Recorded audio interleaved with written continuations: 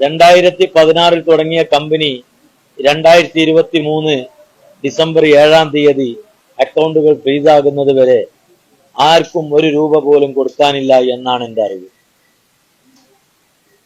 അങ്ങനെ കൊടുക്കാനുള്ള ഒരു കമ്പനി ആണെങ്കിൽ, ഒരു തട്ടിപ്പ് നടത്തുന്ന കമ്പനി ആണെങ്കിൽ, ആ കമ്പനിയെ നമ്മൾ ഒരിക്കലും പ്രൊമോട്ട് ചെയ്യാൻ പാടില്ല. അത് നിയമത്തെറ്റാണ്, അല്ലേ? ഇന്ന് നമ്മൾ ഈ കമ്പനിയെ പ്രൊമോട്ട് ചെയ്യുന്നതും നമ്മൾ ഈ കമ്പനിയിലെ തൊഴിൽ തിരിച്ചു വേണമെന്ന് പറയുന്നതൊക്കെ ആ കമ്പനിയിൽ സത്യമുണ്ടായിരുന്നു, ആ കമ്പനിയിൽ ഒരു ബിസിനസ് ഉണ്ടായിരുന്നു എന്നുള്ളത് അറിഞ്ഞത് വേണ്ട. 1.5 വർഷമായിട്ട് അക്കൗണ്ടുകൾ ഫ്രീസ് ചെയ്ത് വെച്ചു. ഇതിന് നമുക്ക് ഗവൺമെന്റിനെ കുറ്റപ്പെടുത്താൻ കഴിയൂല. കാരണം ഗവൺമെന്റ് അത് ഫ്രീസ് ചെയ്തിട്ടുള്ളത് നിങ്ങൾക്കും എനിക്കൊക്കെ വേണ്ടി സംരക്ഷണം തന്നതാണ്. ഈ മാനേജ്മെന്റ് ഈ ഫണ്ടായിട്ട് ഒന്നിച്ചു പോവോ എന്നുള്ള ഭയത്തിൽ നിന്നുമാണ് ഇങ്ങനെ ഫ്രീസ് ചെയ്യുന്നത്. പക്ഷെ ഈ മാനേജ്മെന്റ് അങ്ങനെ പോകുന്നവരല്ല എന്ന് നമുക്കറിയണ പോലെ ഗവൺമെന്റിന് അറിഞ്ഞോളന്നില്ലല്ലോ. അതാണ് നമ്മൾ ഫണ്ട് സംരക്ഷിച്ചു. പക്ഷെ ഗവൺമെന്റിനെ തെറ്റിദ്ധരിപ്പിച്ചത് ആര്? ഇത്തരം ഒരു കമ്പനി ഇവിടെ ഇല്ലീഗലായിട്ടാണ് പ്രവർത്തിക്കുന്നത് എന്ന് ഈ 16 ലക്ഷം ആളുകൾക്കും ഒരു പരാതിയും ഇല്ലാതിരിക്കെ മറ്റൊരാൾ പുറത്തു നിന്നൊരു പരാതി കൊടുക്കുമ്പോ ആ പരാതിക്കാരന് എന്തെങ്കിലും ഒരു ഉദ്ദേശം ഉണ്ടാവുമല്ലോ.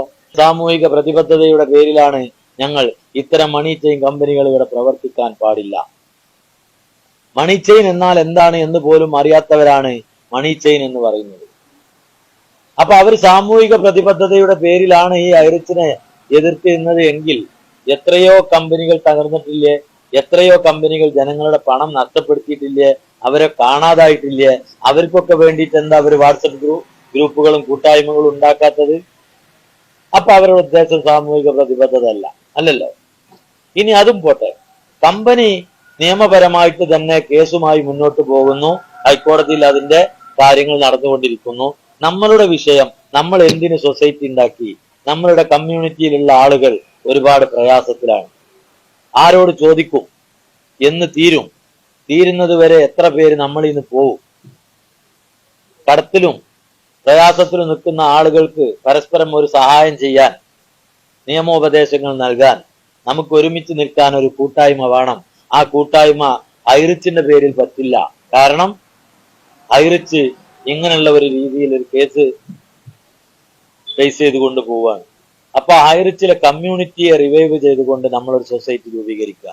അപ്പൊ സൊസൈറ്റിന്റെ കൃത്യമായ ഉദ്ദേശം ഈ കമ്മ്യൂണിറ്റിയിലുള്ള ആളുകളെ സംരക്ഷിക്കുക എന്നുള്ളത്. 2016 തുടങ്ങിയ കമ്പനി 2023 ഡിസംബർ 7 അക്കൗണ്ടുകൾ ഫ്രീസാകുന്നത് വരെ ആർക്കും ഒരു രൂപ പോലും കൊടുക്കാനില്ല എന്നാണ് എൻ്റെ അറിവ്. അങ്ങനെ കൊടുക്കാനുള്ള ഒരു കമ്പനി ആണെങ്കിൽ, ഒരു തട്ടിപ്പ് നടത്തുന്ന കമ്പനി ആണെങ്കിൽ, ആ കമ്പനിയെ നമ്മൾ ഒരിക്കലും പ്രൊമോട്ട് ചെയ്യാൻ പാടില്ല. അത് നിയമത്തെറ്റാണ്, അല്ലേ? ഇന്ന് നമ്മൾ ഈ കമ്പനിയെ പ്രൊമോട്ട് ചെയ്യുന്നതും നമ്മൾ ഈ കമ്പനിയിലെ തൊഴിൽ തിരിച്ചു വേണമെന്ന് പറയുന്നതൊക്കെ ആ കമ്പനിയിൽ സത്യമുണ്ടായിരുന്നു, ആ കമ്പനിയിൽ ഒരു ബിസിനസ് ഉണ്ടായിരുന്നു എന്നുള്ളത് അറിഞ്ഞത് വേണ്ട. 1.5 വർഷമായിട്ട് അക്കൗണ്ടുകൾ ഫ്രീസ് ചെയ്ത് വെച്ചു. ഇതിന് നമുക്ക് ഗവൺമെന്റിനെ കുറ്റപ്പെടുത്താൻ കഴിയൂല. കാരണം ഗവൺമെന്റ് അത് ഫ്രീസ് ചെയ്തിട്ടുള്ളത് നിങ്ങൾക്കും എനിക്കൊക്കെ വേണ്ടി സംരക്ഷണം തന്നതാണ്. ഈ മാനേജ്മെന്റ് ഈ ഫണ്ടായിട്ട് ഒന്നിച്ചു പോവോ എന്നുള്ള ഭയത്തിൽ നിന്നുമാണ് ഇങ്ങനെ ഫ്രീസ് ചെയ്യുന്നത്. പക്ഷെ ഈ മാനേജ്മെന്റ് അങ്ങനെ പോകുന്നവരല്ല എന്ന് നമുക്കറിയണ പോലെ ഗവൺമെന്റിന് അറിഞ്ഞോളന്നില്ലല്ലോ. അതാണ് നമ്മൾ ഫണ്ട് സംരക്ഷിച്ചു. പക്ഷെ ഗവൺമെന്റിനെ തെറ്റിദ്ധരിപ്പിച്ചത് ആര്? ഇത്തരം ഒരു കമ്പനി ഇവിടെ ഇല്ലീഗലായിട്ടാണ് പ്രവർത്തിക്കുന്നത് എന്ന് ഈ 16 ലക്ഷം ആളുകൾക്കും ഒരു പരാതിയും ഇല്ലാതിരിക്കെ മറ്റൊരാൾ പുറത്തു നിന്നൊരു പരാതി കൊടുക്കുമ്പോ ആ പരാതിക്കാരന് എന്തെങ്കിലും ഒരു ഉദ്ദേശം ഉണ്ടാവുമല്ലോ. അങ്ങനെ ആ പരാതിയിൽ കമ്പനി ഇങ്ങനെ ഒരു നിയമ നടപടികൾ നേരിട്ടു എന്ന് മാത്രമല്ല, ഈ 1.5 വർഷമായിട്ടും ഈ കമ്പനിയെ തകർക്കാൻ വേണ്ടി ഇന്ന് വാട്സപ്പ് ഗ്രൂപ്പുകളും പല വിദേശ നമ്പറുകളിൽ നിന്ന് പേര് പോലും വ്യക്തമാവാത്ത ആളുകളും ഇന്നും കൊലവിളി കൂട്ടിക്കൊണ്ടിരിക്കുകയാണ്. എന്തിന്? അവർ പറയുന്നത് സാമൂഹിക പ്രതിബദ്ധതയുടെ പേരിലാണ് ഞങ്ങൾ ഇത്തരം മണി ചെയിൻ കമ്പനികൾ ഇവിടെ പ്രവർത്തിക്കാൻ പാടില്ല. മണി ചെയിൻ എന്നാൽ എന്താണ് എന്ന് പോലും അറിയാത്തവരാണ് മണി ചെയിൻ എന്ന് പറയുന്നത്. അപ്പൊ അവർ സാമൂഹിക പ്രതിബദ്ധതയുടെ പേരിലാണ് ഈ ഐറിച്ചിനെ എതിർക്കുന്നത് എങ്കിൽ എത്രയോ കമ്പനികൾ തകർന്നിട്ടില്ലേ, എത്രയോ കമ്പനികൾ ജനങ്ങളുടെ പണം നഷ്ടപ്പെടുത്തിയിട്ടില്ലേ, അവരെ കാണാതായിട്ടില്ലേ, അവർക്കൊക്കെ വേണ്ടിയിട്ട് എന്താ അവർ വാട്സപ്പ് ഗ്രൂപ്പുകളും കൂട്ടായ്മകളും ഉണ്ടാക്കാത്തത്? അപ്പൊ അവരുടെ ഉദ്ദേശം സാമൂഹിക പ്രതിബദ്ധത അല്ലല്ലോ. ഇനി അതും പോട്ടെ, കമ്പനി നിയമപരമായിട്ട് തന്നെ കേസുമായി മുന്നോട്ട് പോകുന്നു, ഹൈക്കോടതിയിൽ അതിന്റെ കാര്യങ്ങൾ നടന്നുകൊണ്ടിരിക്കുന്നു. നമ്മളുടെ വിഷയം, നമ്മൾ എന്തിന് സൊസൈറ്റി ഉണ്ടാക്കി? നമ്മളുടെ കമ്മ്യൂണിറ്റിയിലുള്ള ആളുകൾ ഒരുപാട് പ്രയാസത്തിലാണ്. ആരോട് ചോദിക്കും? എന്ന് തീരുന്നത് വരെ എത്ര പേര് നമ്മൾ ഇന്ന് പോവും? കടത്തിലും പ്രയാസത്തിലും നിൽക്കുന്ന ആളുകൾക്ക് പരസ്പരം ഒരു സഹായം ചെയ്യാൻ, നിയമോപദേശങ്ങൾ നൽകാൻ, നമുക്ക് ഒരുമിച്ച് നിൽക്കാൻ ഒരു കൂട്ടായ്മ വേണം. ആ കൂട്ടായ്മ ഐറിച്ചിന്റെ പേരിൽ പറ്റില്ല. കാരണം ഐറിച്ച് ഇങ്ങനെയുള്ള ഒരു രീതിയിൽ ഒരു കേസ് ഫേസ് ചെയ്തുകൊണ്ട് പോവാണ്. അപ്പൊ ഐറിച്ചിലെ കമ്മ്യൂണിറ്റിയെ റിവൈവ് ചെയ്തുകൊണ്ട് നമ്മളൊരു സൊസൈറ്റി രൂപീകരിക്കുക. അപ്പൊ സൊസൈറ്റിന്റെ കൃത്യമായ ഉദ്ദേശം ഈ കമ്മ്യൂണിറ്റിയിലുള്ള ആളുകളെ സംരക്ഷിക്കുക എന്നുള്ളതാണ്. അപ്പൊ മറ്റുള്ള ആളുകൾ കമ്പനിയെ കുറ്റപ്പെടുത്തുന്നത് സാമൂഹിക പ്രതിബദ്ധതയോടെയാണെങ്കിൽ അവർ സൊസൈറ്റിയെ അംഗീകരിക്കണ്ടേ? ഇത്രയും പാവപ്പെട്ട ആൾക്കാർക്ക് സംരക്ഷണം കൊടുക്കാൻ ഒരു സൊസൈറ്റി രൂപീകരിച്ച് ഒരു ടീം മുന്നോട്ട് വന്നു പറയുമ്പോ ആ കമ്പനിയെ ഏതായാലും കുറ്റപ്പെടുത്താം, സൊസൈറ്റിയെങ്കിലും നല്ലതാന്ന് പറയണ്ടേ? അവിടെ അവർ ഇനി പരാജയപ്പെടുത്താൻ നോക്കുന്നത് സൊസൈറ്റിയാണ്. സൊസൈറ്റിക്കെതിരെ അവർ കേസ് കൊടുത്തു, പരാതി കൊടുത്തു. ഞങ്ങൾ അവിടെ പോയി പറഞ്ഞല്ലോ. പരാതി വായിച്ചപ്പോ അതിലേറെ രസം. എന്താണ് പരാതിയിലെ മുഖ്യ വിഷയം? ഞാൻ നാളെ പറഞ്ഞ പോലെ ഔൽ മിൽക്ക് കുടിക്കൂല നമ്മള്. ഔൽ മിൽക്കൊക്കെ കുടിക്കലൊക്കെ കഴിഞ്ഞതിന്റെ ശേഷം ഇതിൽ മുഴുവൻ ഔല എന്ന് പറഞ്ഞ എന്താ അവസ്ഥ? അപ്പൊ ഐറിച്ച് കമ്മ്യൂണിറ്റി റിവൈവൽ സൊസൈറ്റിയിൽ ഐറിച്ചുകാർ മാത്രമാണ്. പിന്നെ അതിൽ ബംഗാളികൾ ഇറക്കാൻ പറ്റുമോ നമുക്ക്? ഐറിച്ചിലെ കമ്മ്യൂണിറ്റിനല്ലേ നമ്മൾ റിവൈവ് ചെയ്യണം. അതുകൊണ്ട് ആ പേര് കൊടുക്കാതിരിക്കാൻ പറ്റുമോ? പിന്നീട് അവിടുന്ന് ഇങ്ങനെ ഇതിന്റെ മുൻപന്തിയിൽ നിൽക്കുന്ന ഭാര്യ തുടക്കകാലത്ത് ഇതിൽ നിന്നും ഒരുപാട് വരുമാനം ഉണ്ടാക്കിയവരാണ്. അപ്പൊ തന്നെ പോലീസുകാരനോട് ഞാൻ പറഞ്ഞു, പണിയെടുത്താ പൈസ കിട്ടൂലേ? പണിയെടുത്താ പൈസ കിട്ടും. വെറുതെ കിട്ടിയുന്ന പൈസ ആണെങ്കിൽ ഇപ്പോഴും കിട്ടണ്ടേ? അത് ഞങ്ങൾക്ക് ആ പൈസ കിട്ടിയുന്ന പൈസ ഇപ്പോഴും ഇന്നും കിട്ടണം. അതിന് ഞങ്ങളെ കമ്പനി തിരിച്ചു വരണം. ഞങ്ങളെ കമ്പനി പുതിയ ഒരു ആശയമായിരുന്നു തുടങ്ങിയത്, അല്ലേ? കാലഘട്ടത്തിനനുസരിച്ചാണ് നമ്മളുടെ ബിസിനസ് സ്റ്റാർട്ട് ചെയ്തത്. കൊറോണ വരുന്നതിന്റെ വർഷങ്ങൾക്ക് മുമ്പ് വീട്ടിലിരുന്നിട്ട് വില കുറവിൽ നിത്യോപയോഗ സാധനങ്ങൾ പർച്ചേസ് ചെയ്യാം എന്ന് പറഞ്ഞപ്പോ മൊബൈലിൽ കൂടിയല്ല അരിയും പഞ്ചാരിയും വാങ്ങല് എന്ന് പറഞ്ഞ് പുച്ഛിച്ച് തള്ളി. ആരും അത് ഏറ്റെടുത്തില്ല. തുടക്ക കാലഘട്ടത്തിൽ ഞാൻ 2019 വന്നതാ. നിങ്ങളൊക്കെ കേട്ടിട്ടുണ്ടാവും, തിരൂരുള്ള ദിലീപ് സാർ, അല്ലെ? ഈ ദിലീപ് സാറൊക്കെ ഇതിന്റെ പ്ലാന് പറയാൻ വേണ്ടി എന്റെ അടുത്തേക്ക് വന്നത് മോട്ടോർ സൈക്കിളിൽ. അങ്ങനെ ഞാനും ദിലീപ് സാറും വിൽക്കും.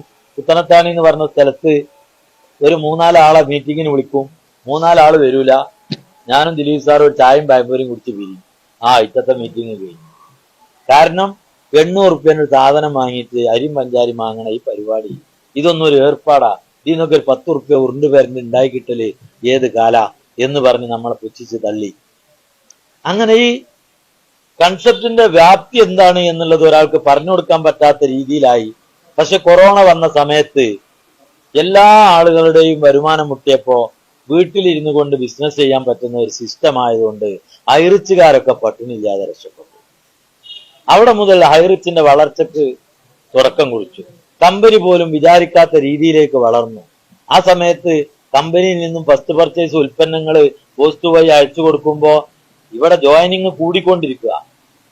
കൂടിക്കൊണ്ടിരിക്കുന്ന സമയത്ത് പോസ്റ്റ് ഓഫീസ് വഴി ഇത് വിട്ടുകൊണ്ടിരിക്കണമെങ്കിൽ പോസ്റ്റ് ഓഫീസുകളും കൊറിയർ സർവീസുകളും ലോക്ക്ഡൌൺ ആയിട്ട് സ്റ്റോപ്പായി കിടന്നു. വിട്ട ചില ആളുകളുടെ ഈ പോസ്റ്റ് ഓഫീസിൽ നിന്ന് പോയി അപ്പുറത്തെ പോസ്റ്റ് ഓഫീസ് പോയിട്ട് അവിടെ കുമഞ്ഞുകൂടി. പക്ഷെ ചില ആളുകൾക്ക് ഉൽപ്പന്നം കിട്ടണില്ല എന്ന് പരാതികളായി. ഈ ആൾക്ക് വിട്ടിട്ടുണ്ട് എന്ന് കമ്പനിയിൽ നിന്ന് റിപ്പോർട്ട് കിട്ടുന്നത് ഏത് പോസ്റ്റ് ഓഫീസിലാണെന്ന് അറിയാതിരിക്കുന്നു. ഒരുപാട് ആളുകൾക്ക് നമ്മൾ നേരിട്ട് വന്ന് വാങ്ങിക്കൊണ്ടുപോയി. ഇങ്ങനെ കമ്പനിക്ക് പോലും മാനേജ് ചെയ്യാൻ പറ്റാത്ത രീതിയിലേക്ക് ഈ കമ്പനി വളർന്നു വന്നു എന്നുള്ളതാണ്. അപ്പോ നമുക്കൊരു ഉൽപ്പന്നം ഇതുവഴി വിൽക്കാൻ പറ്റുക എന്നുള്ളത് തന്നെ വലിയൊരു ആശ്വാസമാണ്. കാരണം ഇന്ന് 1 ലക്ഷം രൂപ 1.5 ലക്ഷം രൂപ ഉണ്ടെങ്കിൽ കോയമ്പത്തൂർ പോയാൽ ഒരു മിനിറ്റിൽ 25, 50, 100 പാക്ക് ചെയ്തുകൊണ്ട് വരുന്ന പുട്ടുപൊടിയാണെങ്കിലും പഞ്ചസാര മസാലപ്പൊടിയാണെങ്കിലും എന്തും നിർമ്മിക്കാൻ മെഷീനറികളെ കിട്ടണ ഈ കാലത്ത് മെഷീനും നിർമ്മാണമൊക്കെ അവിടെ നടക്കും, എവിടെ കൊണ്ടുപോയി വിൽക്കും? അപ്പൊ മാർക്കറ്റിംഗ് ആണ് ഏറ്റവും വലിയ പ്രയാസം. അപ്പൊ ആ മാർക്കറ്റിങ്ങിന് നിങ്ങൾക്ക് ഒരു ഉൽപ്പന്നം ഉണ്ടായാൽ മതി. ആ ഉൽപ്പന്നം ഈ വെബ്സൈറ്റിൽ വെച്ച് കഴിഞ്ഞാൽ ആ ഉൽപ്പന്നം കമ്പനി തന്നെ അത് വാങ്ങാനുള്ള ആളുകൾ ഉണ്ടാക്കുന്ന ഈ ഒരു സിസ്റ്റം വന്നു. അപ്പൊ നമ്മളൊക്കെ ഇന്തൊക്കെ ഉൽപ്പന്നങ്ങൾ ഇതുവഴി വിറ്റിട്ടുണ്ടായി.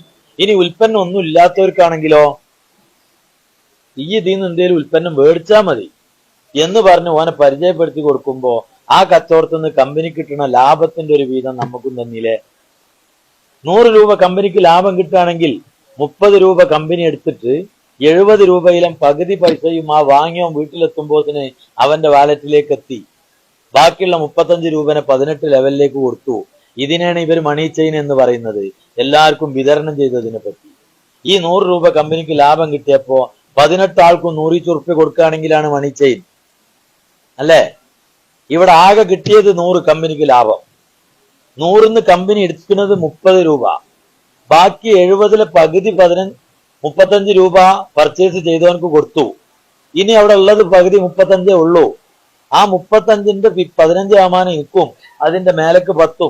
അങ്ങനെ അതിനിപ്പോ 18 ഉള്ളത് 100 ആൾക്കും ആക്കാം. എത്ര ആൾക്കും കൊടുത്തൂടെ? അത് തീരോളം പൊടിച്ചു കൊടുക്കണീന് മണി ചെയിൻ ആവലെങ്ങനെ? ഇവിടെ പുതിയ ഒരു ഫണ്ട് വന്നിട്ടില്ല, ഈ പൈസ തീരോളെ കൊടുത്തിട്ടുള്ളൂ. ഇതെന്താണെന്ന് മനസ്സിലാക്കാൻ പറ്റാതെ വിതരണം ചെയ്യുന്നതും ആളെ ചേർക്കുന്നതും എല്ലാം മണി ചെയിൻ. ഇങ്ങനെ പഠിച്ചു വെച്ചിരിക്കുകയാണ് കുറെ ആളുകൾ. ഇനിയിപ്പോ ഞാൻ ഒരു ചോദ്യം ചോദിച്ചാൽ അത് നിങ്ങളാണ് എനിക്ക് ഉത്തരം പറയേണ്ടത്. 2016 തുടങ്ങിയ കമ്പനി 2023 ഡിസംബർ 7 അക്കൗണ്ട് ഫ്രീസ് ചെയ്യുന്നത് വരെ നിങ്ങൾക്ക് ആർക്കെങ്കിലും 1 രൂപയെങ്കിലും ഈ കമ്പനി തരാനുണ്ടോ? ഉണ്ടോ? ഇല്ല എന്നുള്ളത് ഉറക്കനെ പറയണം. ഇല്ല.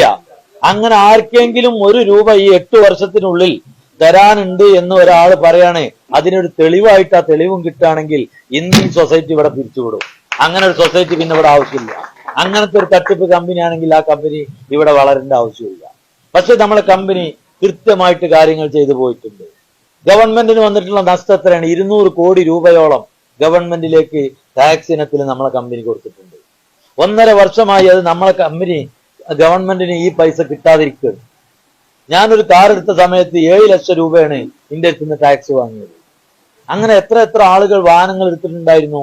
ഇതിന്റെ ഒക്കെ ഫണ്ട് നമ്മളെ നാട്ടിലേക്ക് ഗവൺമെന്റിലേക്ക് കിട്ടുമ്പോ ഗവൺമെന്റ് ആ ഫണ്ട് പഞ്ചായത്തുകളിലേക്ക് വരുമ്പോ പഞ്ചായത്ത് നമ്മളെ റോഡ് നേരാക്കൂലായിരുന്നോ? അപ്പൊ ഇത് നമുക്കൊക്കെ പല രീതിയിൽ ആവശ്യമുള്ള ഈ ഒരു സംഗതിയെ ഒറ്റടിക്ക് ഇല്ലാതാക്കി മറ്റേതോ കമ്പനിയുടെ വളർച്ചയ്ക്ക് വേണ്ടി ഗൂഢാലോചനകൾ നടത്തി ഈ കമ്പനിയെ ഇല്ലാതാക്കാൻ ശ്രമിക്കുന്നവരെ വെളിച്ചത്ത് കൊണ്ടുവരണം എന്നുള്ളത് മാത്രമാണ് നമുക്ക് ഈ ഒരു കൂട്ടായ്മയിലൂടെ പറയാനുള്ളത്. നമുക്ക് ഒരുപാട് കാര്യങ്ങളുണ്ട് പറയാം. എന്തൊക്കെ നമുക്ക് പറയാം? കമ്പനി പ്രവർത്തിച്ചതിൽ എന്തെങ്കിലും അപാകതകൾ ഉണ്ടായേക്കാം, ഉണ്ടാവില്ല എന്ന് പറയാൻ പറ്റുമോ? നമ്മൾ ഇന്നൊരു സ്ഥാപനം നടത്തുന്ന ആളാരെങ്കിലും ഉണ്ടെങ്കിൽ നാളെ പോയിട്ട് സ്റ്റാഫിനോട് ചോദിച്ചാൽ ഇന്നലെ എന്ത് വെച്ചാൽ അത് ശരിക്കും എഴുതി വെക്കാൻ ഞാൻ ചോദിക്കലില്ലേ? അങ്ങനെ ഓരോ ദിവസവും വൃത്തിയായി നടന്നു പോയിരിക്കുന്ന ഏത് കമ്പനി കയറി ചെന്നാലും പല ഫയലുകളും താളം മറിഞ്ഞിട്ടാവാം. അപ്പൊ എന്താണോ നമ്മളെ കമ്പനിയിലുള്ള ഫാൾട്ട്, പിന്നെ മറ്റൊരു കമ്പനി ഇതുപോലെ വേറെ ഇല്ല, അങ്ങനെ ഉണ്ടെങ്കിൽ ആ കമ്പനിന്റെ പേപ്പേഴ്സിനെ ഫോളോ ചെയ്താൽ മതി. ഇത് നമ്മളതൊരു പുതിയ കൺസെപ്റ്റാ. അപ്പൊ ആ കൺസെപ്റ്റിന് എന്താണ് കുറവ്? ആ കുറവ് നികത്താൻ ഗവൺമെന്റിന് സൗകര്യപ്പെടുത്തി കൊടുക്കണ്ടേ? ഗവൺമെന്റ് എന്തെങ്കിലും കമ്മി ഉണ്ടെങ്കിൽ ആ കമ്മി നികത്തണ്ടേ? ഇനി അതല്ല, ഒരു കമ്മി നികത്താനേ പറ്റാത്തൊരു കമ്മിയാണ് വെക്കുക, ആ ഭാഗം അതിന്ന് മാറ്റി വെച്ചൂടെ? പറ്റുന്ന മേഖല ഉണ്ടല്ലോ, ഉൽപ്പന്നങ്ങൾ വിൽക്കാൻ പറ്റുമല്ലോ, ഉൽപ്പന്നങ്ങൾ മറ്റുള്ളവർക്ക് വേടിപ്പിക്കാൻ പറ്റുമല്ലോ, അതിന്റെ ലാഭം നമുക്ക് പങ്കിടാൻ പറ്റുമല്ലോ. പൈസ വാങ്ങണ വിഷയമൊക്കെ സ്റ്റോപ്പ് ചെയ്താലും നമുക്ക് പല മേഖലകളും ഉണ്ട്. ഇനി പല ആളുകളും നിങ്ങളോടൊക്കെ പറയാറുണ്ടാവും, ഈ കമ്പനി മണി ചെയിൻ ആണ്, കാരണം വന്ന പൈസയും എടുത്താണ് നിങ്ങൾക്കൊക്കെ തരുന്നത്, ഇല്ലേ? നിങ്ങൾക്കും ചിലപ്പോ ഇരുന്ന് തോന്നിയിട്ടുണ്ടാവും കമ്പനി ഇങ്ങനെ പൈസ വാങ്ങി വെക്കണ്, ഒരരൂ കൂടി ഇങ്ങനെ കൊടുത്തു പോകണം. അപ്പൊ ഇത് പുതിയതായിട്ട് ബിസിനസ് ഒന്നും കാര്യമായിട്ട് നടക്കണില്ല, ഈ പൈസ ഇങ്ങനെ വരുന്ന് വേറെ ഉള്ളവർക്ക് കൊടുക്കണ്, ഇത് ഒരു ഇല്ലീഗൽ ബിസിനസ് ആണ് അങ്ങനെയാണെങ്കിൽ, അല്ലേ? അപ്പൊ നമുക്കുള്ളത് സൂപ്പർ മാർക്കറ്റുകളൊക്കെ, സൂപ്പർ മാർക്കറ്റിൽ പോയി നോക്കുമ്പോ കച്ചവടമില്ല. അപ്പൊ പിന്നെന്താവും? അവിടെ നമ്മൾ പഠിക്കേണ്ടത് എന്താണെന്ന് വെച്ചാല്, ഏതൊരു കമ്പനീന്റെയും വളർച്ച സമയത്ത് ചിലപ്പോൾ നഷ്ടങ്ങൾ ഉണ്ടാവാം, കച്ചവടം വിചാരിച്ച മാതിരി നടക്കൂല. അവിടെ കടം വാങ്ങിയിട്ടോ മറ്റുള്ളവരിൽ നിന്ന് എടുത്തിട്ടോ എങ്ങനായാലും ഇതിലേക്ക് അസോസിയേറ്റ് ചെയ്ത ആളുകളിലേക്ക് കൃത്യമായിട്ടും ആ പൈസ കൊടുത്തു പോരുകയാണ് കമ്പനി ചെയ്യുന്നത്. കാരണം നാളെ മറ്റന്നാൾ ഈ കമ്മ്യൂണിറ്റിയിലേക്ക് പ്രൊജക്റ്റുകൾ ഇടാനുള്ളതാണ്. ആ പ്രൊജക്റ്റ് വരുമ്പോൾ കമ്മ്യൂണിറ്റി വലുതുവാണം. അങ്ങനെയുള്ള ഒരു രീതിയിലേക്ക് പോകുമ്പോൾ നമ്മളൊരു ബൾക്ക് പർച്ചേസിലേക്ക് ഒരു പ്രാവശ്യം പോയി. പക്ഷെ 600 ജില്ലാ സൂപ്പർ മാർക്കറ്റ് എന്ന് പറഞ്ഞത് ഓൾ ഇന്ത്യ ലെവലിലാണ്. ശരിക്കും കേരളത്തിൽ തന്നെ ഒരു 500 സൂപ്പർ മാർക്കറ്റ് ആയാലാണ് നമുക്ക് ബൾക്കായിട്ട് പർച്ചേസ് ചെയ്യാൻ പറ്റുള്ളൂ. അതുവരെയൊക്കെ കച്ചവടങ്ങൾ കുറവുണ്ടാവാം, പക്ഷെ അവിടെ കച്ചവടം തന്നെയാണ് കമ്പനീന്റെ ലക്ഷ്യം എന്നുള്ളതാണ് നമ്മൾ മനസ്സിലാക്കേണ്ടത്. ഞാൻ അർക്കയിൽ വിഷമിക്കുന്നുണ്ട്, കാരണം നിർബന്ധിച്ചിട്ടാണ് അന്ന് ബൾക്ക് പർച്ചേസ് ചെയ്തത്. കടല, പയറ് ഇതൊക്കെ ചെലവ് കുറവിന്റെ പേരിൽ കുത്തു വീണു പണിക്കാരൊക്കെ കൊണ്ടുപോയി. അന്നേ MD പറഞ്ഞു, നമ്മളൊരു 500-600 സോപ്പ് കേരളത്തിൽ വരുമ്പോ അവരെടുത്തുനിന്ന് എല്ലാവരിടത്തും ആദ്യം ഓർഡർ വാങ്ങാം. ഓരോ കടക്കാരനും 50 കിലോ പഞ്ചസാര വേണമെങ്കിൽ 21 ടൺ പഞ്ചസാരക്ക് ഓർഡർ ആയില്ലേ? ഈ 21 ടൺ പഞ്ചസാര കേരളത്തിലുള്ള എല്ലാ നമ്മളെ സ്ഥാപനക്കാർക്കും ഓർഡർ വന്നു കഴിഞ്ഞാൽ കമ്പനി തന്നെ അത് ഇറക്കി വെക്കണ്ട, ആ ലോഡ് നേരെ ആ കടകളിൽ ഇറക്കി കൊടുക്കുന്നതോടുകൂടി 21 ടൺ പഞ്ചസാര പോയില്ലേ? അത് വർക്ക് പർച്ചേസ് ചെയ്തതിന്റെ ലാഭത്തിന് അവർക്ക് കിട്ടിയില്ലേ? കമ്പനിക്ക് 1 റുപ്യ കിലോനിൽ കിട്ടിയാൽ പോരെ? അപ്പൊ അതൊക്കെ ഇതിന്റെ പ്രൊജക്റ്റുകൾ വരാനുള്ളതാ. പക്ഷെ കൃത്യമായിട്ട് കിട്ടുന്ന ഒരു ചെറിയ കണക്ക് ഞാൻ പറയാം. കമ്പനിന്റെ ഒരു ലാഭം അത് ഞാൻ കൂട്ടൂല, നിങ്ങൾ കൂട്ടണം. റെഡിയാണോ? ഒറ്റ ലാഭത്താ. പല ലാഭങ്ങൾ കമ്പനിക്കുണ്ട്. പ്രൊഡക്റ്റ് വിൽക്കുന്ന ലാഭങ്ങള്, OTT ലാഭം, പല മേഖലന്റെ ലാഭങ്ങളും ഉണ്ട്. അതൊന്നും ഞാൻ പറയണില്ല. വളരെ നിസാരമായ ഒരൊറ്റ കണക്ക് മാത്രം. ആ കണക്ക് നിങ്ങൾക്കും കൂടി ബോധ്യമാവണ കണക്കായതുകൊണ്ട് ഞാൻ വേഗം പറഞ്ഞത്. അതുകൊണ്ട് നിങ്ങൾ ഇത് മൊബൈൽ എടുക്കും, കാൽക്കുലേറ്റർ എടുക്കും. അത് ഞാൻ കൂട്ടി പറഞ്ഞു കഴിഞ്ഞാൽ ഞാൻ എന്തോ പറഞ്ഞെന്ന് പറയും. നിങ്ങൾ കൂട്ടണം. ഓൺലൈൻ ഷോപ്പി എന്ന് പറഞ്ഞാൽ ഫ്ലിപ്കാർട്ട്, ആമസോൺ പോലുള്ള വിദേശ രാജ്യങ്ങളിലുള്ള കമ്പനികളൊക്കെ നമ്മളെ നാട്ടിലത്തെ പൈസ ഓൺലൈനിൽ കൂടി കച്ചവടം നടത്തി കൊണ്ടുപോകും അല്ലെ?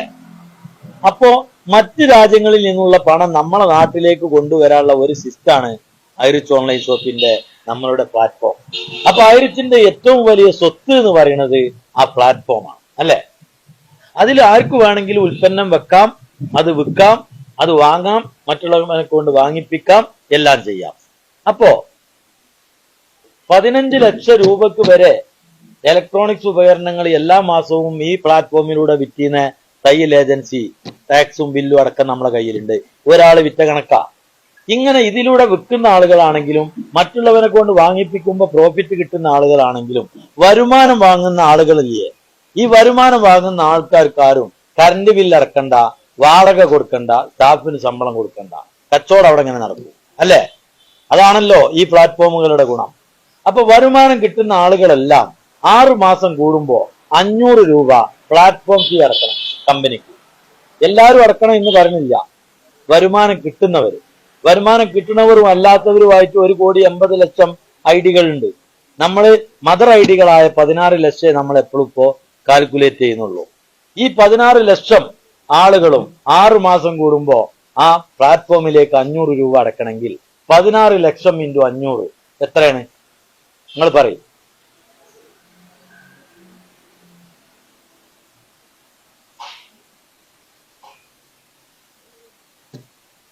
കാൽക്കുലേറ്ററും കണക്കും നിങ്ങളെ കയ്യിലാണ്.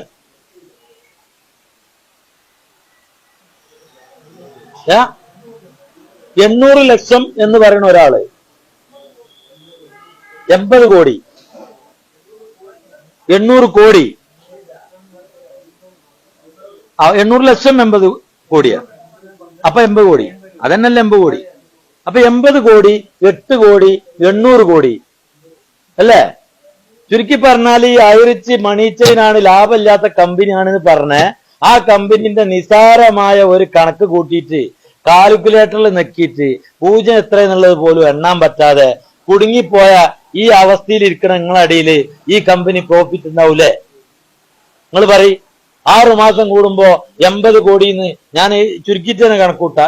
ഞാൻ കണക്കൂട്ടാത്തത് കൊണ്ട് ഞാൻ എപ്പോഴും കോടി കണക്ക് പറഞ്ഞില്ല. 80 കോടിയാണെങ്കിൽ 80 കോടി 6 മാസം കൂടുമ്പോ മറ്റുള്ള എല്ലാ പ്രോഫിറ്റും മാറ്റി വെച്ചോളി. 80 കോടി ലാഭമുള്ള കമ്പനി അല്ലേ? അങ്ങനെ ഒരു കമ്പനിക്ക് ഇവിടെ പ്രവർത്തിക്കാൻ പറ്റൂലേ? ഈ 6 മാസം കൂടുമ്പോ കിട്ടുന്ന 500 ആർക്കെങ്കിലും തിരിച്ചു കൊടുക്കേണ്ടതാണോ? കമ്പനിന്റെ സ്വത്താണ്, കമ്പനിന്റെ മുതലാണ് ആ ഒരു സാധനം. അതിൽ നിന്ന് പൂളിംഗം കൊടുത്തൂടെ? അതില് ഫസ്റ്റില് അഡ്വാൻസ് കൺസൈൻമെന്റ് ആയി കൊടുക്കുന്ന പൈസയിട്ട് പുതിയ പ്രൊജക്ട് തുടങ്ങിക്കൂടെ? ഇതിനെ മണി ചെയിൻ ആക്കിയിട്ട് ഇല്ലാതാക്കുന്നത് ഈ കമ്പനി നഷ്ടത്തിലും ഈ കമ്പനി ലാഭത്തിലും അല്ലായിട്ടല്ല. ഈ കമ്പനി വലിയ ലാഭത്തിലായതുകൊണ്ടാ ഇങ്ങനെ ഒരു കമ്പനി ഇവിടെ പാടില്ല എന്ന് പലരും തീരുമാനിച്ചത്. കൃത്യമായ ഗൂഢാലോചന ഈ കമ്പനി പരാജയപ്പെടുത്താനുണ്ട്. അതിന്റെ ഏറ്റവും വലിയൊരു ഉദാഹരണ നമുക്ക് ഹൈക്കോടതിയിൽ നിന്നും ഒരു അനുകൂല വിധി കിട്ടിയ ദിവസം തന്നെ രാത്രി 10:30 മണിക്ക് അക്കൗണ്ട് വീണ്ടും ഫ്രീസ് ചെയ്തത് കൃത്യമായിട്ടുള്ള നമ്മളുടെ കമ്പനിയെ അടച്ചുപൂട്ടാനുള്ള ഒരു അജണ്ട. പക്ഷെ ഇവരാരും പ്രതീക്ഷിച്ചില്ല. 1.5 കൊല്ലം കഴിഞ്ഞിട്ടും എല്ലാവരും മണ്ണിട്ട് മൂടി എന്ന് വിചാരിച്ച ഐറിച്ച് ഓൺലൈൻ ഷോപ്പില് ഇത്രയും ജനങ്ങൾ ഒറ്റക്കെട്ടായി വീണ്ടും ഒരു സൊസൈറ്റിയുടെ പേരിൽ ഒരുമിച്ച് കൂടി ഒരു വലിയ ജനപ്രവാഹമായി മാറുമെന്ന് ആരും കണക്ക് കൂട്ടിയില്ല. അത് തീർന്നു എന്ന് വിധി എഴുതിയിരിക്കുമ്പോഴാണ് ഈ സൊസൈറ്റിയുടെ രൂപത്തിൽ എല്ലാവരും വീണ്ടും വരുന്നത്. അവർക്ക് സഹിക്കുവോ? ഇങ്ങനെ ഒരു സാധനത്തിനെ ഇവിടെ ഇല്ലാതാക്കാൻ കഴിയൂല. ഐറിച്ച് എന്ന പേരിന്, ഐറിച്ച് എന്ന സർട്ടിഫിക്കറ്റിന്, ഐറിച്ച് എന്ന കമ്പനിയെ ഒക്കെ വേണമെങ്കിൽ ഇവർക്ക് ഇല്ലാതാക്കാം. പക്ഷെ എന്താണ് ഐറിച്ച്? പ്രതാപൻ സാറിനോട് ഇ ഡി ചോദിച്ചൊരു ചോദ്യമുണ്ട്, എന്തുകൊണ്ട് നിങ്ങൾ ഇതിന്ന് ഫണ്ട് ഉണ്ടാക്കിയില്ല? കാരണം കണക്ക് കൂട്ടി നോക്കുമ്പോ എല്ലാ പൈസയും പോയിട്ടുള്ളത് അക്കൗണ്ട് വഴി അല്ലാത്ത 1 രൂപ കമ്പനി സ്വീകരിച്ചിട്ടില്ല. ആർക്ക് കൊടുത്തിട്ടുണ്ടെങ്കിലും അക്കൗണ്ടിലേക്ക് അല്ലാതെ കമ്പനി കൊടുത്തിട്ടില്ല. എങ്ങനെ കണക്ക് കൂട്ടി നോക്കുമ്പോഴും അതിന്റെ ഒരു 1-2% മാത്രമേ ഇദ്ദേഹം കൈപ്പറ്റിയിട്ടുള്ളൂ. അദ്ദേഹത്തിന്റെ വാഹനം, അദ്ദേഹത്തിന്റെ വീട്, ഇങ്ങനെയൊക്കെയുള്ള രീതിയിലെ കുറച്ച് പൈസ മാത്രം. അപ്പൊ അന്ന് ഇവർ ചോദിച്ചു, നിങ്ങൾ എന്തുകൊണ്ട് ഇതിന്ന് പൈസ ഒന്നും മാറ്റിവെച്ച് നിങ്ങൾ ഉണ്ടാക്കുക ചെയ്തില്ല, പിന്നെ എന്ത് നേടി നിങ്ങൾ? അന്ന് പ്രധാന സാർ പറഞ്ഞ മറുപടി എന്താ അറിയോ? ഞാൻ ഈ ഓഫീസിൽ നിന്ന് ഇറങ്ങുമ്പോ എന്നെ കൊണ്ടുപോകാൻ വേണ്ടി കുറച്ച് ആളുകൾ അവിടെ വാഹനമായിട്ട് വന്ന് നിൽക്കുന്നു. അതാണ് ഞാൻ ഉണ്ടാക്കിയത്, അവരെയാണ് ഞാൻ ഉണ്ടാക്കിയത്. അപ്പോ ഇന്ന് പ്രതാപൻ സാറ് ജയിലിൽ ക്യാരം ബോർഡും കളിച്ച് കിടന്നുറങ്ങുക. മൂപ്പർക്ക് വേണ്ടി നമ്മൾ ഈ വെയിലും കൊണ്ട് ഇവിടെ നടക്കുക. ഇത് മൂപ്പരുണ്ടാക്കിയതല്ലേ? മൂപ്പരുണ്ടാക്കിയ ഐറിച്ച് എന്ന് പറഞ്ഞത് ഇതാണ്. നമുക്ക് ഒരുമിച്ച് നിന്നാൽ നമ്മളുടെ കമ്പനിയെ തിരിച്ചു തരാൻ ഗവൺമെന്റിനോട് നമുക്ക് ആവശ്യപ്പെടാം. അതിൽ എന്തെങ്കിലും അപാകതകൾ ഉണ്ടെങ്കിൽ അത് തിരുത്താൻ പറയാം. അതല്ലെങ്കിൽ ഒരിക്കലും ചെയ്യാൻ പാടില്ലാത്ത ഭാഗത്തെ മാറ്റി നിർത്താൻ പറയാം. പക്ഷെ ഒരു കാര്യം നമ്മൾ ഉറപ്പു തരാം, സൊസൈറ്റി കമ്പനിയിലുള്ള പൈസ വാങ്ങിത്തരാന്ന് ഒരാളും ഗ്യാരണ്ടി തരുന്നില്ല. പക്ഷെ നമുക്ക് നിയമപരമായിട്ട് കമ്പനി ഓപ്പൺ ചെയ്താൽ തന്നുകൊണ്ടിരുന്നത് പോലെ, അല്ലെങ്കിൽ എന്താണോ കമ്പനി പറഞ്ഞത് അത് കൃത്യമായിട്ട് നമുക്ക് തരുമെന്ന് ഉറപ്പാണ്. അതിന് കമ്പനി തിരിച്ചു വന്നേ പറ്റൂ. കാരണം കമ്പനിന്റെ ഫണ്ടുകള് പല പ്രൊജക്ടുകളിലുമായിട്ട് മാറിപ്പോയിട്ടുണ്ട്. ആ പ്രൊജക്ടൊക്കെ റണ്ണാവണ്ടേ? അപ്പൊ നമുക്ക് കൃത്യമായിട്ട് തരും. ഇനി ഒരു നിലക്കും കമ്പനിക്ക് വരാൻ പാടില്ല എന്ന് സുപ്രീം കോടതി അടക്കം വിധി പറയുന്ന ഒരു അവസരം വന്നാൽ അന്ന് ഗവൺമെന്റിൽ നിന്നും നമുക്ക് ഇപ്പൊ ഉള്ള ഫണ്ട് തിരിച്ചു വാങ്ങുമ്പോ അതിന് കാലതാമസം വരാതിരിക്കണമെങ്കിൽ നമ്മൾ അവിടെ ഈ കൂട്ടായ്മയുടെ ശക്തി അവിടെയും നമുക്ക് ഉപയോഗിച്ച് ഒരുമിച്ച് നിന്നിട്ട് മുന്നേറാം. എന്നല്ലാതെ ഓരോരുത്തർക്ക് നമുക്ക് അങ്ങനെയുള്ള വാക്കുകൾ നമുക്ക് കൊടുക്കാൻ സാധിക്കൂല. നമുക്ക് എന്തിനാണ് ഇപ്പൊ ഇവിടെ വളരെ കുറഞ്ഞ ആളുകളെ വന്നിട്ടുള്ളൂ എന്ന് എല്ലാവരും വിചാരിക്കും. പക്ഷെ ഈ സത്യത്തിൽ ഇതുപോലും വരൂല എന്ന് വിചാരിച്ച ഒരു സ്ഥലമാണിത്. നിങ്ങളെടുത്ത ഹോള് ഫുള്ളാക്കാൻ നിങ്ങൾക്ക് പറ്റി അല്ലേ? ഈ രീതിയിൽ പോലും ആള് വരൂല എന്ന് കരുതിയതാ. അങ്ങനെ നമ്മൾ കേരളത്തിൽ 14 ജില്ലകളിൽ നിന്നും 16 ലക്ഷം നമുക്കെതിരെ പ്രവർത്തിക്കുന്നവർ കണക്കൂട്ടുന്നത് 16 ലക്ഷം × 200. നമ്മൾ വാങ്ങുന്ന 200 രൂപ എന്തിനു വേണ്ടിയാണ് എന്ന് ഇവിടെ പറഞ്ഞു. നമുക്ക് വരുന്ന ഹോളുകളുടെ വാടക, മീറ്റിംഗിന്റെ എക്സ്പെൻസ്, അതുപോലെ തന്നെ നമുക്ക് ഒരു ലീഗൽ അഡ്വൈസർ, അദ്ദേഹത്തിന് വേണ്ട കാശ്, ഇപ്പോ സോഷ്യൽ മീഡിയയിൽ ചില കാര്യങ്ങൾ പ്രൊമോഷൻ നടത്തുക, ചില ന്യൂസുകൾ പൈസ കൊടുത്ത് ചെയ്യേണ്ടി വരികയാണ്. കാരണം നമ്മളെ ന്യൂസുകൾ നമ്മൾ പത്രസമ്മേളനം നടത്തിയിട്ട് ഐറിച്ചുകാർക്ക് ഒരു പ്രസ് മീറ്റ് വിളിക്കാൻ ധൈര്യമില്ല എന്ന് പറഞ്ഞു കൊടുത്ത് പ്രസ് മീറ്റ് വിളിച്ച ആൺകുട്ടികളാണ് ഞങ്ങള്. കാരണം നമുക്ക് അതിനെന്താ പേടിക്കേണ്ട ആവശ്യം? നമ്മളിവിടെ ആരെയും പറ്റിച്ചിട്ടില്ലല്ലോ. പക്ഷെ ആൺകുട്ടികൾ പ്രസ് മീറ്റ് വിളിച്ചപ്പോ ഇവർക്ക് അത് പുറത്തു വിടാൻ വയ്യ. 2500 റുപ്യ കൊടുത്തിക്കണ് നമ്മളെ കാര്യം പറയാൻ വേണ്ടി. എന്നിട്ട് പത്രത്തിൽ പോലും വന്നില്ല. തിരിച്ച 2500 ചോദിച്ച് അത് കിട്ടണില്ല. എന്നാ ഞങ്ങൾ ചെയ്ത ആ വീഡിയോ തരുവച്ചപ്പോ 1000 റുപ്യ പോലെ നമ്മളെ വീഡിയോ കൂടി തരാം. ഈ രീതിയിൽ ഇവര് നമ്മളെ ഇല്ലാത്ത രീതിയിൽ ഇവരിങ്ങനെ വാർത്തകൾ പണം കൊടുത്തുകൊണ്ട് ചെയ്തുകൊണ്ടിരിക്കുക. അപ്പൊ നമുക്ക് നമ്മളതായ രീതിയിൽ കുറെ കാര്യങ്ങൾ ചെയ്യാനുണ്ട്. ഇനി നമുക്ക് എന്ത് ചെയ്യണം? തിരുവനന്തപുരത്തെ പ്രോഗ്രാമിലേക്ക് പരമാവധി എല്ലാവരും എത്തണം. കാരണം അവിടെ നമുക്ക് മുഖ്യമന്ത്രിനെ കാര്യങ്ങൾ അവതരിപ്പിക്കേണ്ടതുണ്ട്, ഒരുപാട് കാര്യങ്ങൾ ചെയ്യേണ്ടതുണ്ട്. ആരെയും നമ്മൾ കുറ്റപ്പെടുത്തുന്നില്ല, നമ്മൾ ആരോടും ശത്രുതയില്ല, നമുക്ക് ആരെയും പരാജയപ്പെടുത്തണമെന്നില്ല. നമുക്ക് ജീവിക്കണം, നമ്മളെ മക്കൾക്കും ജീവിക്കണം. അതുപോലെ തന്നെ നാളെ കോടതിയിൽ കേസ് നടക്കുമ്പോ നാളെ ജഡ്ജി ഇന്നതാണ് പറയാ എന്ന് ഇന്ന് യൂട്യൂബിൽ ഇരുന്ന് പറയാണ്, അല്ലേ? ജഡ്ജി എല്ലാം തീരുമാനിക്കുക, ഞാൻ തീരുമാനിക്കും എന്ന് യൂട്യൂബിൽ ഇരുന്ന് ഒരുത്തം പറയാണ്. ഇന്ന് ഉച്ചക്കായി ഹൈക്കോടതിയിൽ നിന്നും അനുകൂലമായ ഒരു നിലപാട് നമുക്ക് കിട്ടുമ്പോ അപ്പൊ തന്നെ പറയാ ഇന്ന് രാത്രിയോടുകൂടി അത് മാറും. ഇവരൊക്കെ ആരാണ്? നമ്മളുടെ ഗവൺമെന്റിന്റെയും നമ്മളുടെ ഉദ്യോഗസ്ഥന്മാരുടെയും മുകളിൽ അവരെ നിയന്ത്രിക്കുന്ന ഈ ശക്തികൾ ആരാ? ഇവരുടെ ഇടയിൽ നമ്മൾ ശരിക്ക് സേഫാണോ? നമ്മളുടെ മക്കള് സേഫാണോ? എങ്ങനെ ഈ രാജ്യത്ത് ഈ നാട്ടിൽ നമ്മൾ എങ്ങനെ ജീവിക്കും? അപ്പൊ ഇത്തരക്കാര് നമ്മളുടെ ഭരണത്തിന്റെ മുകളിൽ ഇരുന്ന് ഈ രീതിയിലെ നിയന്ത്രണങ്ങൾ വരുത്തുന്നതിനെതിരെ, ഈ കൺസെപ്റ്റിനെ ഇല്ലാതാക്കുന്നതിനെതിരെ നമുക്ക് എന്തൊക്കെ ചെയ്യാൻ കഴിയും? അതെല്ലാം നമ്മൾ മാന്യമായ രീതിയിൽ നിയമത്തിന്റെ ലെവലിലൂടെ പോയി ചെയ്യാനുള്ളത് ചെയ്യുക, നിയമത്തിന്റെ രീതിയിലൂടെ കമ്പനിയെ തിരിച്ചു കൊണ്ടുവരാനുള്ളത് നമ്മൾ കൊണ്ടുവരിക. ഇത്ര കാര്യങ്ങളെ എനിക്ക് പറയാനുള്ളൂ. അപ്പോ നമ്മളൊരു 14 ജില്ലയിൽ നിന്നുമായിട്ട് 16 ലക്ഷമൊക്കെ അവിടെ നിൽക്കട്ടെ, ഒരു 10,000 മെമ്പർ ആയി നോക്കുക. 10,000 മെമ്പേഴ്സ് ആയിക്കഴിഞ്ഞാൽ ഈ 10,000 മെമ്പേഴ്സിനും ഈ കമ്പനി തിരിച്ചു വരണം എന്നാണല്ലോ ആഗ്രഹം. അപ്പൊ ഇവിടെ ഇരിക്കുന്നവർക്കൊക്കെ അതാണല്ലോ ആഗ്രഹം, അല്ലേ? ഒറ്റക്ക് കേസ് കൊടുത്തിട്ട് പൈസ തിരിച്ചു വാങ്ങണം, നിങ്ങളാ ഒപ്പം നടന്നുകൊണ്ട് നിന്റെ കായ് കിട്ടാതാക്കാൻ പറ്റൂല എന്ന് പറഞ്ഞ ആർക്കെങ്കിലും ഒരാഗ്രഹം ഉണ്ടെങ്കിൽ മെമ്പർഷിപ്പും തിരിച്ചു തരും, നിങ്ങൾക്ക് ആ രീതിയിലേക്ക് പോവാ. നമ്മൾ ആരും അതിന് തടസ്സമല്ലട്ടാ, അത് ഞാൻ പറയാം.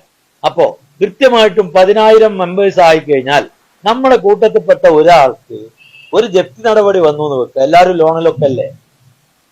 ഒരു കുട്ടികളെയും കയ്യിൽ പിടിച്ച് അവന്റെ ബാഗും സാധനവും എടുത്ത് മുറ്റത്തേക്ക് ഇറങ്ങേണ്ട ഒരവസ്ഥ നമ്മളെ കൂട്ടത്തിൽപ്പെട്ട ഒരാൾക്ക് വന്നാൽ നമ്മൾ എല്ലാവരും കൂടി 10 രൂപ വീതം എടുത്താൽ 1 ലക്ഷം രൂപയായി ആ വ്യക്തിയെ അകത്തേക്ക് തന്നെ കയറ്റിയിരുത്താൻ നമുക്ക് പറ്റൂലേ? അതിന് നിങ്ങളൊക്കെ തയ്യാറാണോ? സൊസൈറ്റിക്ക് നിങ്ങൾ ആരും അത് പൈസ തരരുത്. സൊസൈറ്റി ആ വകുപ്പിൽ പൈസ വാങ്ങാനും പറ്റില്ല. ഏതാണോ ആ വ്യക്തി അതിന് അർഹനാണോ എന്ന് ആ ജില്ലയിലുള്ള കമ്മിറ്റികൾ പോയി അത് വെരിഫൈ ചെയ്ത് ഉറപ്പ് കിട്ടിക്കഴിഞ്ഞാൽ നിങ്ങളോട് വിവരം തന്നാൽ ഒരു 10 റുപ്യ അതിലേറെയുള്ള ഒരു പിരിവും നമ്മൾ ചെയ്യണമെന്നില്ല. 1 രൂപ 10 രൂപക്കൊക്കെ ഒരു വില ഉണ്ട് ഒരുമിച്ചാവുമ്പോ. അങ്ങനെ ഒരു 10 രൂപ നമുക്കൊരു പ്രയാസം വരുമ്പോ തിരിച്ചു കിട്ടും. പക്ഷെ തിരിച്ചു കിട്ടുന്ന ഒരവസ്ഥ, തിരിച്ചു വാങ്ങേണ്ട ഒരു അവസ്ഥ നമുക്കാർക്കും വരാതിരിക്കട്ടെ. ഇത് കാലാകാലത്തേക്കല്ല, ഈ ഒരു സിസ്റ്റം നമ്മളെ കമ്പനി തിരിച്ചു വരുന്നത് വരെ നമുക്ക് ഇങ്ങനെ അങ്ങോട്ടും ഇങ്ങോട്ടും സഹകരിച്ചും ഒരു പ്രയാസപ്പെട്ട് നിൽക്കുന്ന ഒരുത്തൻ, ആത്മഹത്യയുടെ വക്കിൽ നിൽക്കുന്ന ഒരുത്തൻ, അവനൊന്ന് എണീപ്പിച്ച് നിർത്തി തോളിലൊന്ന് തട്ടിക്കൊടുത്താ ഓൻ പിന്നെയും ഒരു 5-6 മാസം ഓടും. അങ്ങനെ തട്ടാൻ ആളില്ലാത്ത ഈ ആളുകൾക്കൊക്കെ ഒരു സാന്ത്വനമായി അവരെ ഒന്ന് തലോടാൻ കുറച്ച് ആളുകളുണ്ട്. എവിടെ ഉള്ള ആളുകളാണെങ്കിലും ഈ കേരളത്തിൽ എവിടെയാണെങ്കിലും നിങ്ങൾക്ക് ആർക്കെങ്കിലും എന്തെങ്കിലും ഒരു പ്രയാസം വന്നാൽ അത് പറയാനുള്ള ഒരു ഇടം നിങ്ങൾക്കുണ്ട്. അതിനു വേണ്ടിയാണ് നമ്മൾ ഇങ്ങനെ ഒരു സൊസൈറ്റി രൂപീകരിച്ചിട്ടുള്ളത്. അല്ലാതെ ഇവര് മറ്റുള്ളവർ പാൽ സൊസൈറ്റി എന്ന് പറഞ്ഞ് കളിയാക്കുന്ന ഒരു സൊസൈറ്റി അല്ല. ലോക ചരിത്രത്തിലേക്ക് വളരാൻ പോവുകയാണ് ഈ സൊസൈറ്റി. കാരണം തുടങ്ങിയ മാസങ്ങൾക്കുള്ളിൽ കേരളത്തിലെ 14 ജില്ലകളിലും ആയിരക്കണക്കിന് മെമ്പേഴ്സിനെ ഉൾപ്പെടുത്തി കമ്മിറ്റി രൂപീകരിച്ച് സമാപനം നടത്തണമെങ്കിൽ ഇന്ന് കേരളത്തിൽ ഇതുപോലെ ഒരു സൊസൈറ്റി ഉണ്ടായിട്ടില്ല. പിന്നെ ആ സൊസൈറ്റിയെ വില കുറച്ച് കാണുന്നവർക്ക് പിന്നീട് അത് തിരുത്തി പറയേണ്ടതായിട്ട് വരും എന്നും കൂടി ഞാൻ അറിയിക്കാണ്. ഞാൻ എന്തൊക്കെയോ വിട്ടുപോയിട്ടുണ്ടാവാം. ഏതായാലും നിങ്ങൾക്ക് എന്തെങ്കിലും സംശയം ഉണ്ടെങ്കിലൊക്കെ ചോദിക്കുക. അതുപോലെ ഈ കുറഞ്ഞ ആളുകളാ പങ്കെടുത്തിട്ടുള്ളൂ എങ്കിലും നിങ്ങൾ ഇവിടുന്ന് ഒരു കമ്മിറ്റി രൂപീകരിക്കും. പത്തനംതിട്ട ജില്ലക്ക് ഒരു കമ്മിറ്റി രൂപീകരിക്കും. ആ കമ്മിറ്റി തൊട്ടടുത്ത അങ്ങാടികളും മറ്റൊക്കെ വെച്ചിട്ട് ചെറിയ ചെറിയ ഏരിയകളിൽ നിങ്ങൾ എന്ത് ചെയ്യണം? ഇവിടെ ഏകദേശം എത്ര നിയോജക മണ്ഡലം ഉണ്ട്? ഒരു 3-4 നിയോജക മണ്ഡലമൊക്കെ ഉണ്ടാവും അല്ലെ? 5. അപ്പൊ ആ നിയോജക മണ്ഡലത്തില് മണ്ഡലം കമ്മിറ്റികൾ ഉണ്ടാക്കാം. മണ്ഡലം കമ്മിറ്റി ഉണ്ടാക്കി കഴിഞ്ഞാൽ നമ്മള് ആ ഭാഗത്തുള്ള ആളുകൾക്ക് കൂടി മെമ്പർഷിപ്പ് എടുക്കാനും, കാരണം നമുക്ക് അവരിലേക്കൊക്കെ എത്തണം. അങ്ങനെ അവരിലേക്ക് എത്തിക്കഴിഞ്ഞാൽ പിന്നീട് ആ മണ്ഡലം കമ്മിറ്റി പഞ്ചായത്ത് കമ്മിറ്റി ഉണ്ടാക്കട്ടെ, പഞ്ചായത്ത് കമ്മിറ്റി വാർഡ് കമ്മിറ്റി ഉണ്ടാക്കട്ടെ. നമ്മൾ ഒരു കാര്യം പറഞ്ഞാൽ അത് കേരളത്തിലെ എല്ലാ വാർഡുകളിലും അതിന്റെ കാര്യങ്ങൾ അപ്പപ്പ എത്തണമെങ്കിൽ നമ്മൾ ആ രീതിയിൽ പോകണം. അതിന് നിങ്ങൾ സഹകരിക്കണം. തൊട്ടടുത്തുള്ള ദിവസം തന്നെ ആ അടുത്ത മണ്ഡലം കമ്മിറ്റി നിങ്ങൾ രൂപീകരിക്കണം. ഇങ്ങനെയുള്ള കാര്യങ്ങൾ കൃത്യമാവണം. ഇവിടുത്തെ കമ്മിറ്റി സെക്രട്ടറി പ്രസിഡന്റിന് ഇവിടുത്തെ ബൈലോ, ഇന്നിവിടെ എഴുതിയ ബൈലോ ആരൊക്കെ പങ്കെടുത്തു ഒപ്പിട്ടവരൊക്കെ അത് കൈമാറും. പിന്നീട് കൃത്യമായിട്ട് ഇന്ന ഡേറ്റിലാണ് ഇന്നോടത്ത് ഞങ്ങളൊരു മീറ്റിംഗ് വെക്കാൻ തീരുമാനിച്ചിട്ടുണ്ട് എന്നൊക്കെ അതിൽ എഴുതണം. ആ മീറ്റിംഗിൽ പങ്കെടുക്കുന്നവര് മിനിറ്റ്സിൽ എഴുതി ഒപ്പിടണം. 18 വയസ്സിന് താഴെയുള്ള ഒരാൾ പോലും നമ്മളെ ഇതിൽ അംഗമാവാൻ പാടില്ല. കൃത്യമായിട്ടും നമ്മളെ ഈ ഇന്ന് വായിച്ച ബൈലോന്റെ കോപ്പി ഇന്നത്തെ കമ്മിറ്റിക്ക് കൊടുക്കും. അന്വേഷണങ്ങൾ പല രീതിയിലും വരാം. നിങ്ങൾ ആരും ഒന്നും ബാധിക്കൂല. ബാധിക്കുകയാണെങ്കിൽ തന്നെ ഞങ്ങളൊക്കെ തന്നെ ബാധിക്കുള്ളൂ. എന്തായാലും ഈ ഒരു രീതിയിൽ നമ്മൾ ഗവൺമെന്റിന്റെ എല്ലാ റൂളും നോക്കിയിട്ടാണ്. നീ എന്ത് നോക്കിയാലും പണ്ടാരെ പറഞ്ഞ ഈ ലൈസൻസും മറ്റുള്ള എല്ലാ പേപ്പറും ഉണ്ടെങ്കിലും പുകടത്തുണ്ടാവില്ല പറഞ്ഞ പോലെ ഏതെങ്കിലുമൊക്കെ പോലും കണ്ടെത്തും. അതിനൊക്കെയുള്ള ആക്ഷനൊക്കെ ചിലപ്പോൾ ഉണ്ടാവും. പക്ഷെ നിങ്ങൾക്ക് അതൊന്നും വരൂല. ഈ കാര്യങ്ങളെല്ലാം നിങ്ങളെടുത്ത് അവിടെ കറക്റ്റായി വെക്കുക. കാരണം നമ്മൾ കമ്മ്യൂണിറ്റിയെയാണ് സംരക്ഷിക്കുന്നത്, അല്ലെ? കമ്മ്യൂണിറ്റിനെ സംരക്ഷിക്കാൻ ഒരാൾക്കും ഒന്നും പറയാനില്ല. അതുകൊണ്ട് എല്ലാവരും അതിനോട് സഹകരിക്കുക എന്ന് പറഞ്ഞുകൊണ്ട് ദൈവനാമത്തിൽ ഈ പരിപാടി ഉദ്ഘാടനം ചെയ്തുകൊണ്ട് എന്റെ വാക്കുകൾ നിർത്തുന്നു. Thank you.